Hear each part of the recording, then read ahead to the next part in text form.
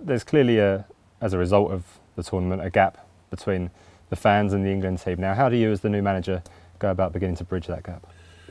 Well, there's nothing wrong with the England fans, you know, because the England fans have supported the team and through thick and thin, and I think there's nothing wrong with the support that they give.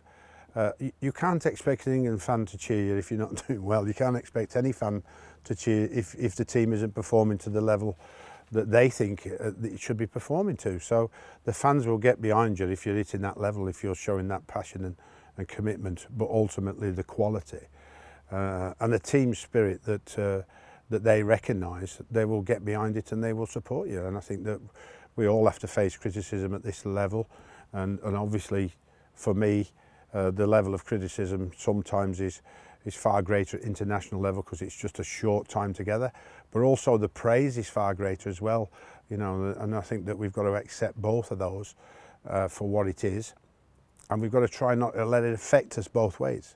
What are your key aims, both short term and long term, now as you get into this job?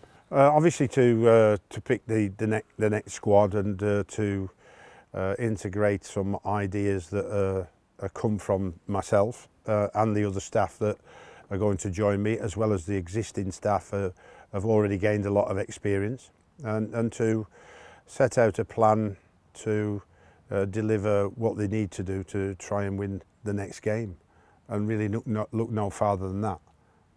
The old adage of one game at a time, and not get distracted by anything around us too much and focus on that game and that game alone. And once we've achieved that, then move on to the next one. You'll have your first chance to visit St George's Park, certainly as England manager next week, and you'll obviously get the chance to visit Wembley in due course as well. How much are you looking forward to working at those two particular venues?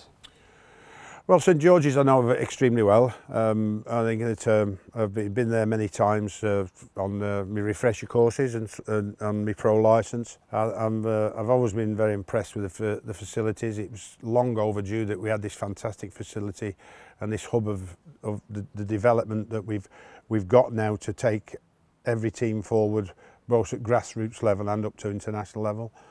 So that's fine. I've also got my colleagues down the road at the League Managers Association that I draw on a regular basis. When you sat behind the desk as a manager, sometimes it can be a pretty lonely place, and a conversation with all the next managers is very, very important to me. And of course Wembley for my first game would be something very special, and the most special occasion for me at Wembley is obviously winning the playoffs with West Ham. So if I can continue to emulate that performance and that victory, I'll be very happy. But what's your plans now over the next month or so? The plans are to really get amongst the staff in all areas and plan the way forward, for which I'm sure is not going to take too long. I'm sure what you did in the past will not lead a little bit of tinkering here and there on my ideas perhaps, and what I want rather than what happened before, but I'm sure it won't need a lot of change.